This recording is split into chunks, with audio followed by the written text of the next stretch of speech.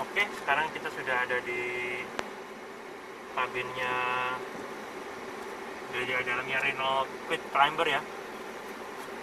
Ini mobil tesnya kebetulan ini adalah Kwid Climber yang lama, tapi nanti ketika Anda membeli dari showroom, nanti Anda dikasih yang baru, yang facelift tahun 2020. Cuma ini mesin sama suspensi masih sama ya. Jadi ya ini kita bisa uji juga. Nah ini kebetulan counter jalannya nggak bagus ya, jadi bisa dicoba di sini suspensinya.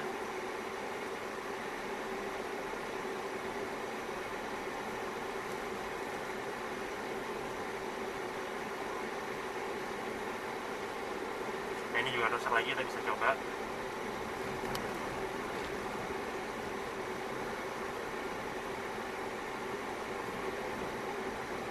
Situ ada lagi, kita coba lagi.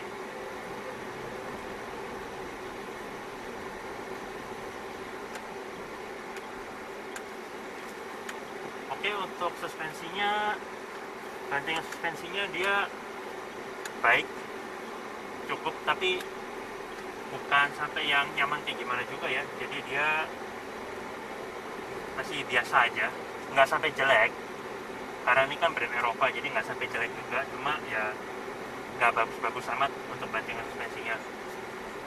Lalu untuk mobil ini pengendaliannya nanti kita coba ya.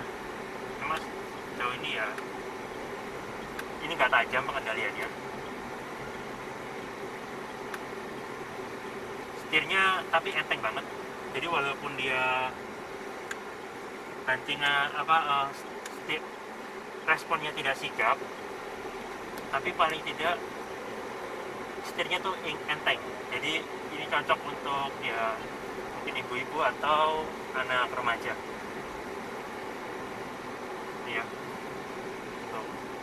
Ya biasa saja ya. Dibilang sigap juga enggak, tapi dia enteng. Lalu pada saat tadi pertama kali saya membawa mobil ini, saya merasa dia mesinnya agak bergetar ya. Itu dikarenakan mungkin gara-gara mesinnya 1000 cc itu ya mas ya. Iya. Sama ini, kalau ini kan transmisinya dia AMT teman-teman. Jadi kalau saya mau akselerasi, ya pertama memang tarikannya kurang enak di putaran bawah. Cuma dia perpindahan giginya seperti ngayun, karena ini sebetulnya transmisinya manual, cuma ada mekatroniknya di atasnya itu untuk menggantikan kita mengganti gigi, seakan-akan ini kayak itu ada koplingnya di situ, kayak kita ganti gigi tapi digantikan dengan mesin itu.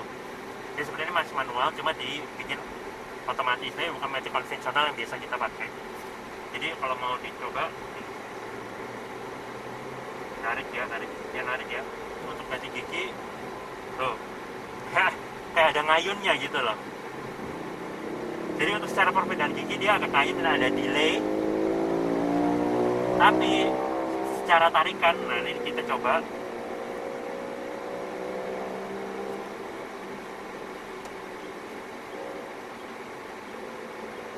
Kita coba ya.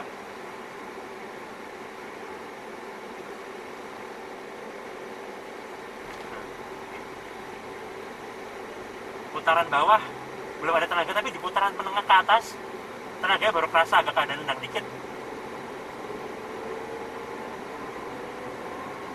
Nah, seperti itu.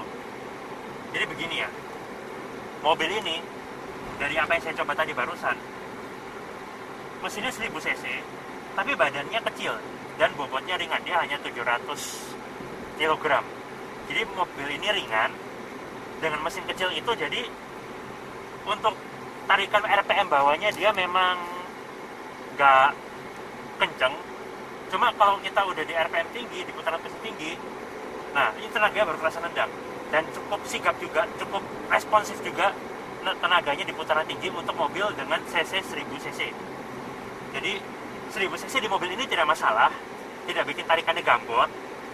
Cuma tarikan yang enak itu, dirasa enak, mulai ada tenaganya itu baru di putaran atas. Kalau di putaran bawah ya dia biasa aja, nggak sesignifikan kalau ada di putaran atas. Itu itu adalah hubungan sebab akibatnya dari mesin yang ringkas, tapi bobotnya mobil ini tidak berat. Jadi masih bisa mendapatkan tarikan yang cukup responsif di putaran atasnya.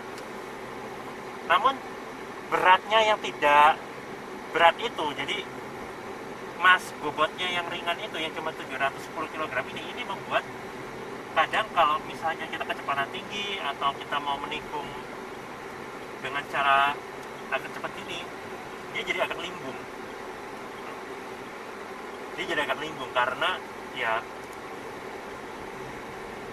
Karena tidak berat itu, jadi dia agak limbung. Dan dia kelimbungannya juga akan terasa karena dia ringan ya.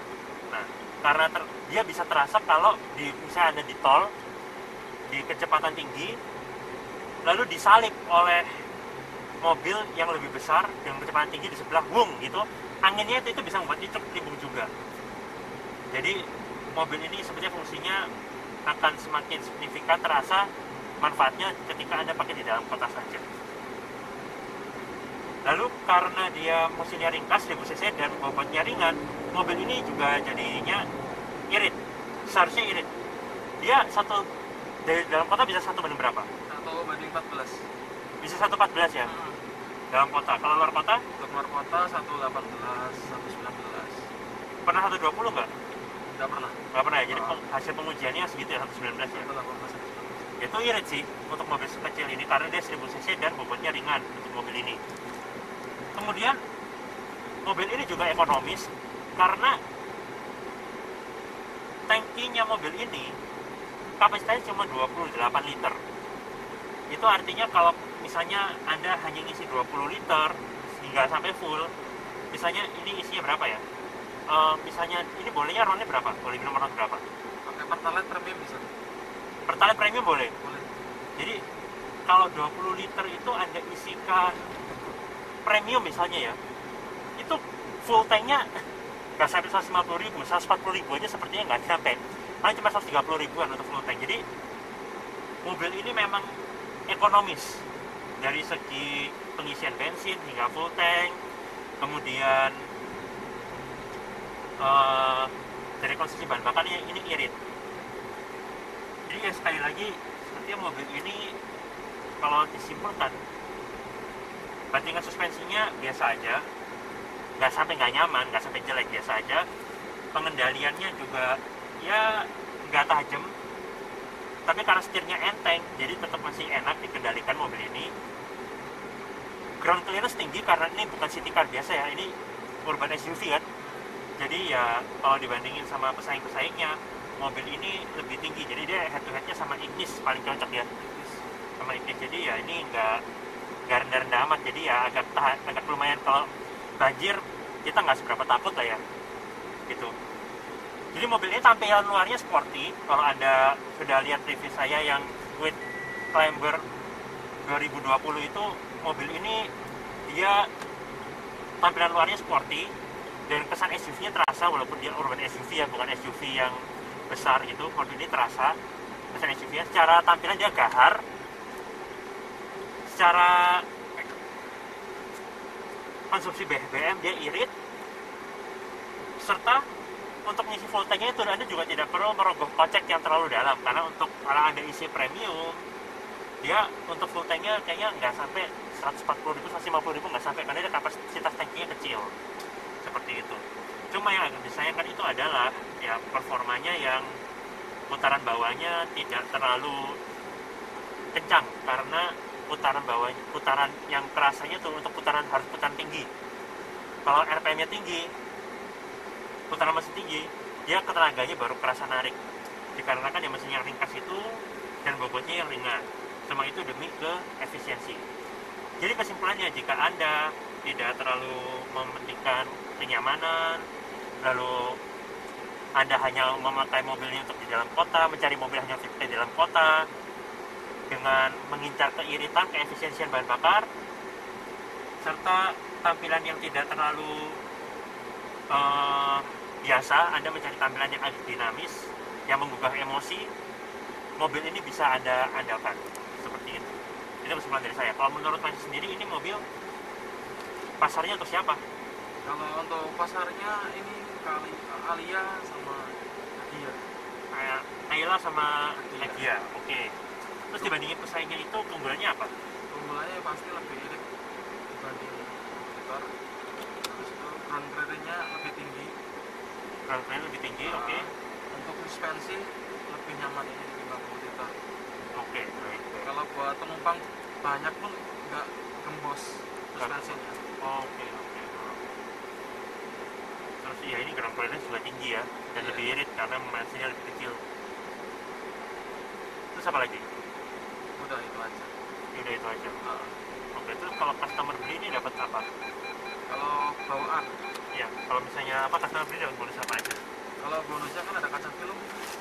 Kaca film. Nah, free kaca film, terus habis itu free jasa sama free spare part setahun 20.000 km. Habis itu ada bonus karpet sama payung bawaan dari dealer. Oke, ini sudah support Android Auto sama Apple CarPlay belum? Udah support Android Auto sama Apple CarPlay kayak driver.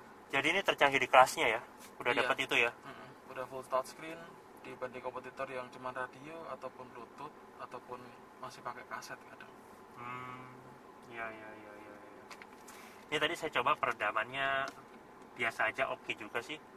Walaupun ya kadang suara mesin masih masuk kalau RPM-nya udah mulai tinggi gitu. Seperti itu. Lalu ini selama ini sudah ada keluhan mungkin? Ada customer?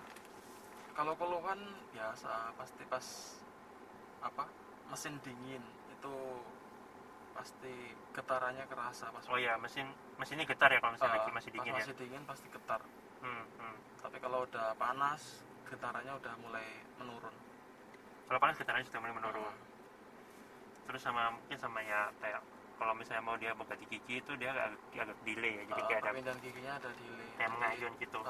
Soalnya kan ini manual yang dimatikan. Oke. Jadi untuk pertama kali nyoba ini harus adaptasi dulu ya. Iya, pasti harus adaptasi. Soalnya biasanya kalau pakai CVT ataupun matic yang konvensional pasti akan Butuh adaptasi. Adaptasi terlebih dahulu. Oke, terus kalau gitu ini ada varian lain nggak? Maksudnya kalian tertinggal climber, ada yang di bawahnya nggak? Di bawahnya yang manual transmission. Kalau manual transmission nggak ada fog lamp, habis itu belakangnya nggak power window, jadi pakai engkol biasa. Perbedaannya itu aja. Sama velgnya dia pakai kaleng. Jumlah airbag? Airbag sama satu untuk yang tipe lama, tapi yang tipe terbaru di airbagnya udah 2. Oke. Nggak ada lagi ya kayak yang lainnya, cuma itu aja bedanya ya? Perbedaannya itu. Namanya apa itu? Itu tipe Quid, apa? Quid MT. Quid manual. Quid manual. Kalau tipe ini tertinggi? kan tertinggian Climber, oke. Oke, sekian test drive kami mengenai Quid tipe climber nih, tipe tertinggi. Ini memang unitnya yang sebelum facelift, tapi nanti kalau Anda beli dari dealer, Anda dapatnya yang sudah facelift tahun 2020. Cuma ini karena mesin masih sama, suspensi masih sama, kita masih bisa kasih tahu yang prinsip perkataannya seperti apa. Oke, sekian test drive kami mengenai Renault Quid Climber. Terima kasih sudah menonton.